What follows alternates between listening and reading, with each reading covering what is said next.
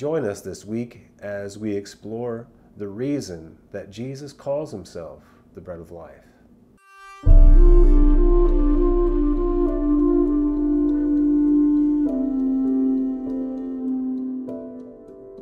We continue our journey through the 6th chapter of St. John for our gospel this week. The people finally come and encounter Jesus at the synagogue in Capernaum. And the first thing that Jesus does is to identify their motivations for seeking him out.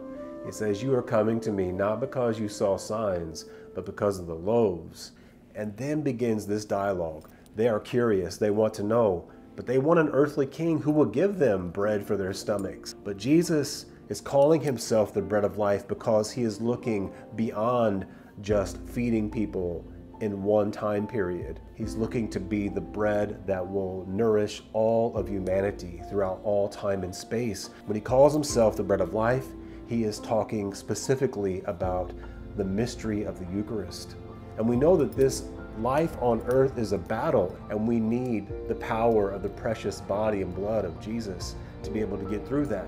Because we know that when Jesus finally says to them, "Unless you eat my flesh and drink my blood, you have no life in you," that many of his disciples departed from him. And when they left, he didn't turn to them and say, "Come back, it's only a metaphor."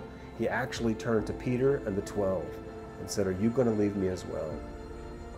Jesus is the bread of life. Let's cling to him in the Eucharist because it feeds your soul.